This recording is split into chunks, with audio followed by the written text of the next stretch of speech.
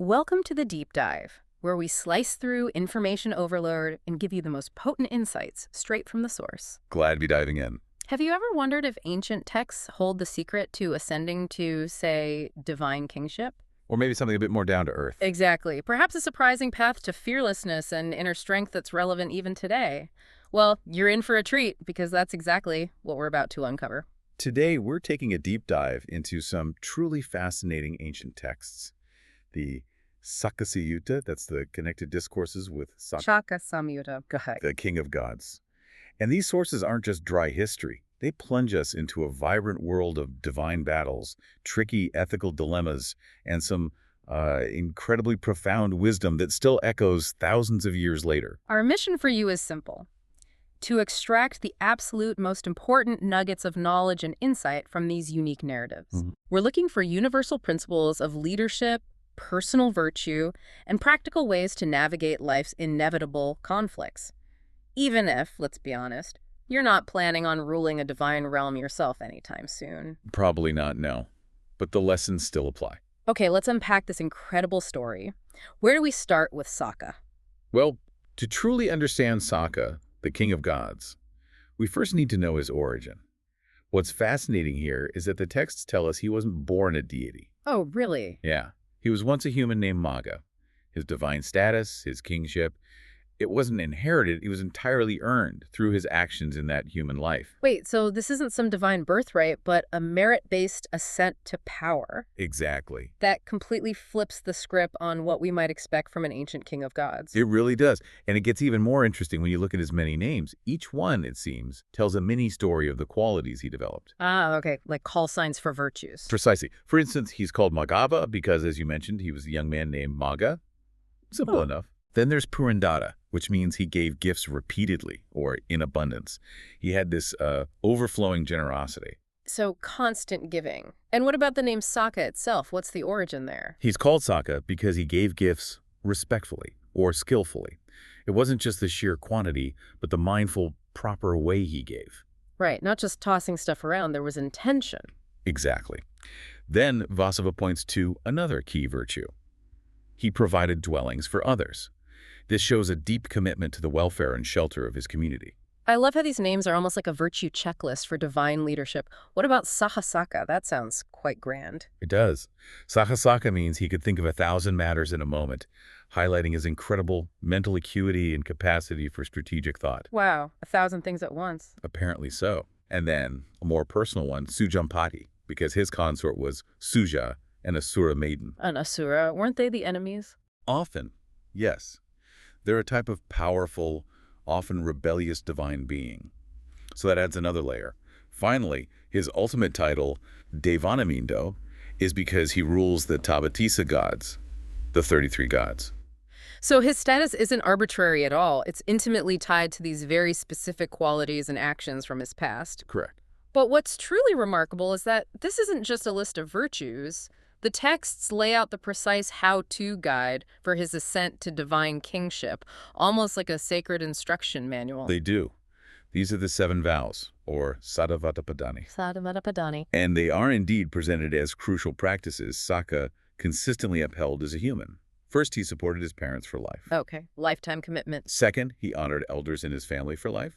Third, he spoke gently for life. Speaking gently, avoiding backbiting. No. Frankly, these don't sound like typical kingly virtues, you know? Not in the way we often think of them, no. We usually picture ancient rulers wielding swords, not their tongues, with kindness. What does that tell us about the priorities here? It tells us the core of this kingship is built on an ethical foundation, not brute force. The 4th vow was avoiding backbiting for life. No slander. And the 5th is incredibly detailed. Dwelling at home with a mind free from the stain of stinginess, being generous, open-handed, delighting in giving, accessible to beggars, and delighting in sharing gifts for life. Wow. That's a comprehensive approach to cultivating generosity, a true mindset. Wow, that's more than just giving. It's a state of being generous. It's ingrained. What were the last 2 vows? The 6th was speaking truthfully for life, always truth. Okay. And the 7th, which we'll see is particularly significant throughout these narratives, was being free from anger for life. And if anger arose, he would quickly suppress it. Ah, the anger one, that feels key. It's huge. And the real insight here isn't just a list of virtues, but the radical idea that divine power isn't inherited or seized by force, but earned through seemingly humble, consistent ethical And action. it fundamentally redefines what kingship means even today, doesn't it? Absolutely. And it's not just for gods, is it? Because the sources give us a powerful example of how these virtues work in any life, on any person. That's right. There's the powerful story of a poor man from Rajagaha. Despite his material poverty, he developed faith, virtue, learning, generosity, and wisdom within the Dhamma Vinaya.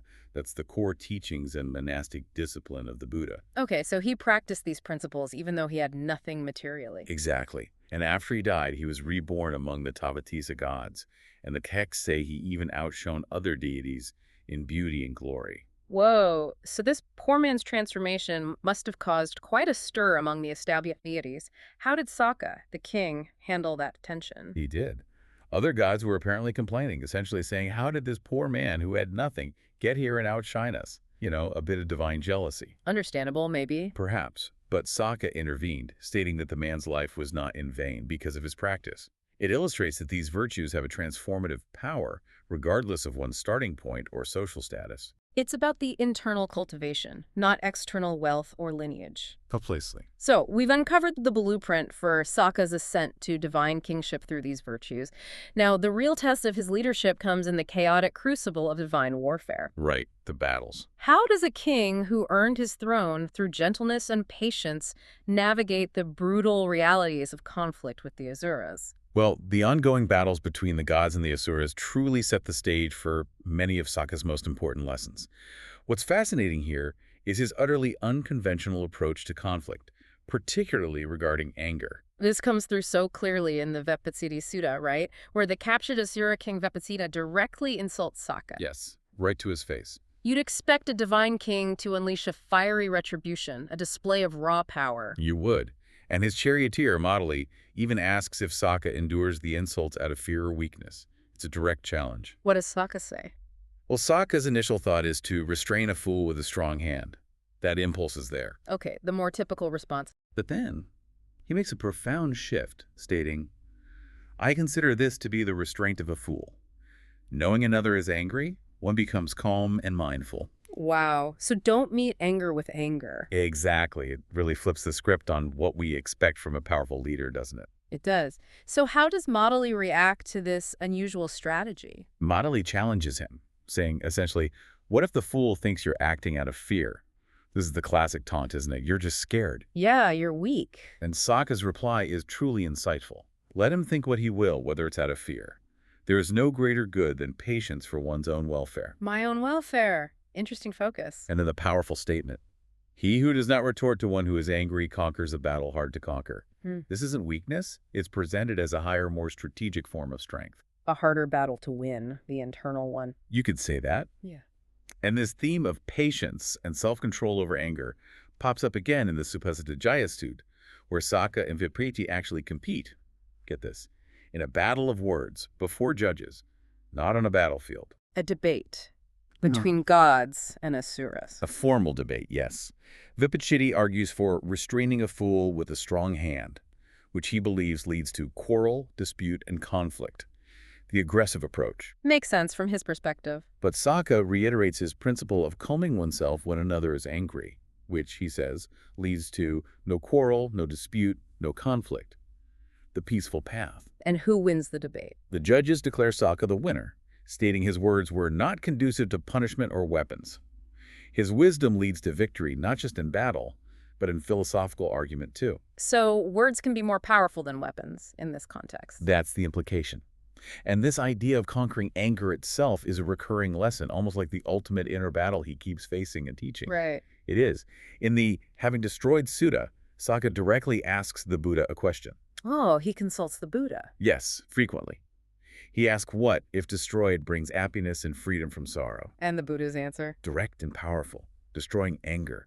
He calls anger whose root is poison and whose tip is sweet. What a vivid image, something that initially might feel satisfying, like getting a quick win or revenge, yet ultimately poisons everything. Exactly. That sweet tip is deceptive. And then there's the story of the ill-favored yaksha, which is a wonderful, almost allegorical illustration of anger's true nature. It really is. So an ugly yaksha, a type of spiritual being or nature spirit, plonks itself down on Sakka's throne. Bold move. Very. And as the other gods complain about its appearance, grumbling and getting angry, Yeah. it miraculously becomes more beautiful. The more they rage, the prettier it gets. Oh, that's weird. Sakka figures it out. He recognizes it as an anger-devouring yaksha and feeds on their negativity. Okay, so what does Sakka do? Fight it? No. He humbly approaches it and identifies himself 3 times, bowing. Total humility. Yeah. As he does so, the yaksha becomes uglier and then just vanishes. Poof. Right. Sakka then explains his strategy. I do not get angry for a long time. Anger does not stay with me. I restrain myself, seeing my own welfare. It shows how anger literally disfigures, maybe spiritually, and humility and self-control just disarm it. Like you said, it starves the yaksha. Precisely. It has nothing to feed on. This echoes the Buddha's warnings about anger in other texts, too. Such as? Well, in the transgression and non-anger suttas, the Buddha criticizes those who don't admit when they've done wrong or won't accept apologies when offered, holding on to that negativity. Right, grudge holding. And Sakka echoes this to the other gods, warning them, may anger not come under your power, don't let it control you, and emphasizing that non-anger and non-violence always reside among the noble ones. So it's a mark of true nobility, this inner control. According to these teachings, yes. So we've got patience, non-anger, self-control. But what about effort? Surely a king, even a divine one, needs to be proactive and exert himself. Can't just sit around being patient. Absolutely not. And the texts address this. The Suvira and Suzima Suttas highlight this beautifully. Sakka repeatedly asks his divine lieutenants, Suvira and Suzima, to go fight the Asuras. Okay, time for action. But they keep procrastinating. They basically say they prefer idleness, just chilling out. Huh. Even gods slack off sometimes. Apparently so. Sakka responds with some pretty sarcastic voices about finding happiness in idleness. You can almost hear the divine eye roll. That's a very relatable divine problem. It's like trying to get your team motivated on a Monday morning. Kind of, yeah. But the Buddha connects this back to his own teachings for monks, making it universal. How so? Yes. The Buddha uses these stories as a launching point to tell his monks to strive, exert, and endeavor for the attainment of the unattained, the discovery of the undiscovered, the realization of the unrealized. So it's not just about divine battles, it's about spiritual striving too. Exactly. The message is clear. Even a king enjoying the fruits of his past merits still values and promotes sustained, diligent effort. It's about striving for what you haven't yet achieved, whether worldly or spiritual. And in the Vairocana Sutta, we see a direct dialogue between Sakka and the Asura king Vairocana about this very topic, right? Striving. Yes. Vairocana emphasizes, a person should strive until the goal is achieved. Pure effort, relentless push. No, it's very driven. But Sakka consistently adds a crucial qualifier. He keeps saying, essentially, yes, strive, but there is nothing greater than patience, alongside that emphasis on striving. So it's a balanced approach. Patience isn't idleness. It's a strategic component of sustained effort. That seems to be the idea. Patient, persistent effort. Beyond battle strategy and effort, we also have some incredible stories of compassion and karma playing out in real time, or rather, divine time. Oh yes. The Bird's Nests Sutta, or Kulavaka is a particularly beautiful example of this. Kulavaka Sutta. Okay. During a fierce battle retreat, the gods are fleeing. Sakka instructs his charioteer Modali to turn their chariot around. Turn around. Back towards the enemy. Yes, to avoid hitting some symbolic trees. Why? Because there are young birds' nests in them. Wait, he's risking capture, maybe death, to save baby birds in the middle of a losing battle. Exactly. Even if it meant sacrificing themselves, he prioritized protecting those nests. That's an extraordinary act of compassion. What happened next? Did they get captured? No. This unexpected act of turning around completely confused the pursuing Asuras. They thought the gods must be launching a counterattack. Oh. Because why else would they turn back? Precisely. Caught off guard and suddenly fearful, the Asuras panicked and fled back to their city. Sakka won because he saved birds. He won by Dhamma, or righteous conduct, rather than by force. Think about that for a moment. A divine king in a literal battle, surrounded by conflict, chooses compassion over conventional strategy, and that wins him the war. Wow. That's a profound statement on the power of virtue, isn't it? It really is. Unexpected power. That's a truly surprising win.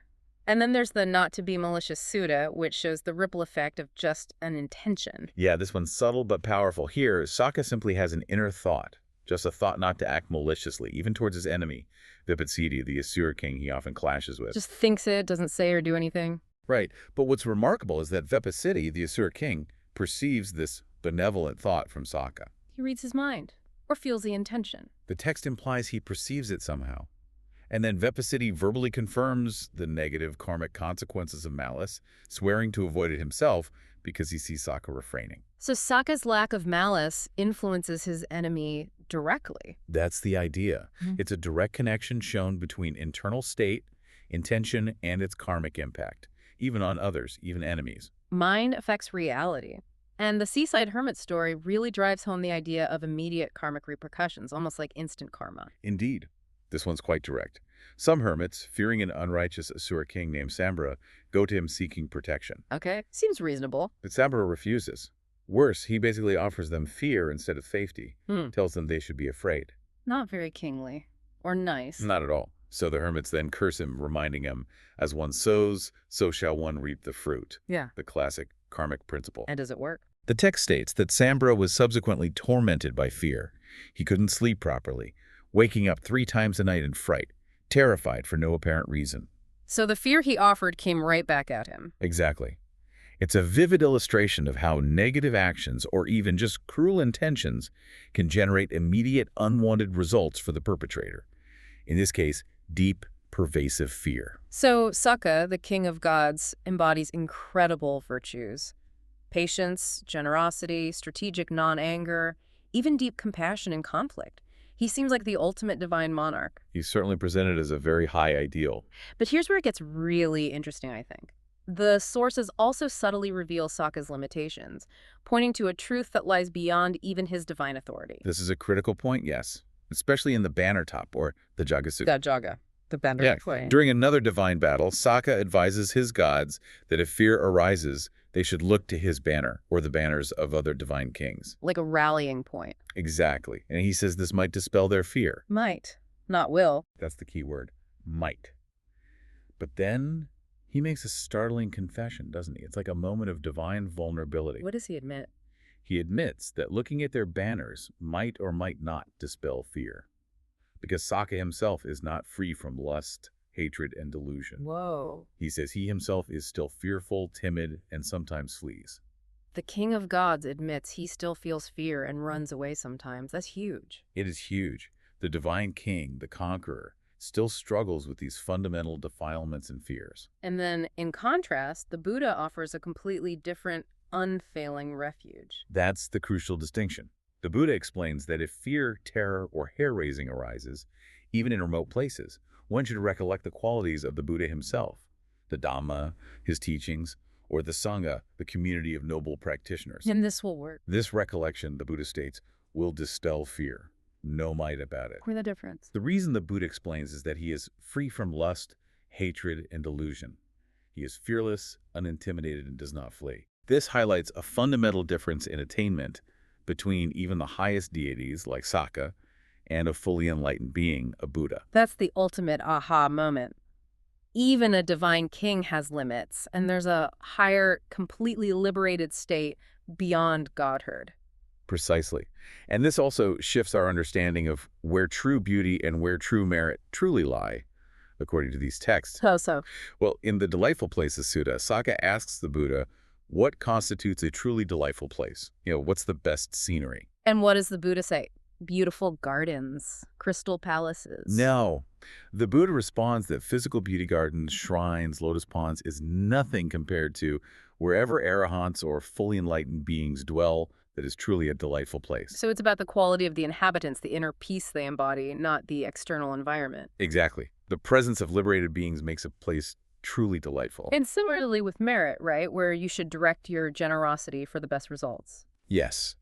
In the Sacrificer Sutta, Sakka asks, where gifts given to seek merit yield the greatest fruit? A very practical question for someone focused on merit. And the answer isn't give to the gods? No. The Buddha explicitly states the gifts given to the Sangha, the community of noble practitioners, those who have entered the path and are established in its fruits, yield great fruit. The Sangha. So the community of monks and nuns and committed lay followers on the path. Essentially, yes. Those seriously practicing the path to liberation. Think of the Sangha as the ultimate virtue multiplier. When you give to this community of highly ethical, dedicated practitioners, the good you generate is said to be incredibly potent. Almost like investing in a perfectly run, highly effective charity for spiritual development. That's one way to think about it, yeah. Yeah. The field of merit is most fertile there. And despite being the king of gods, Sakka demonstrates incredible humility and reverence for this higher spiritual authority. It's not what you'd expect from the top dog, is it? Not at all. For example, in the Proper Salutation Sutta, Sakka attempts to praise the Buddha, sing his glories. Standard practice when meeting royalty or divinity, maybe. Perhaps. But the Buddha redirects him. He suggests the true way to praise a Buddha isn't flattery, but to encourage them to teach the Dhamma, Blessed One. There will be those who understand. So focus on the teaching, the benefit for others. Exactly. Service over status. And the texts even describe Sakka, the king of gods, regularly bowing and paying homage to others. They do. Multiple texts mention this. Modely, his charioteer, questions this, doesn't he? Asking who Sakka salutes, especially since everyone else bows to Sakka. Right. Modely is basically saying, boss, why are you bowing? You're the king. And Sakka provides a profound answer. Who does he bow to? He explains he salutes several groups. First, virtuous celibate renunciants who have been practicing the spiritual life for a long time. Okay, dedicated monks and nuns. Second, virtuous lay followers who support their families righteously and live ethically. So good householders, too, not just monastics. Correct. Third, the fully enlightened Buddha himself, and arahants, those completely free from lust, hatred, and delusion, and also those still on the path who are diligently training.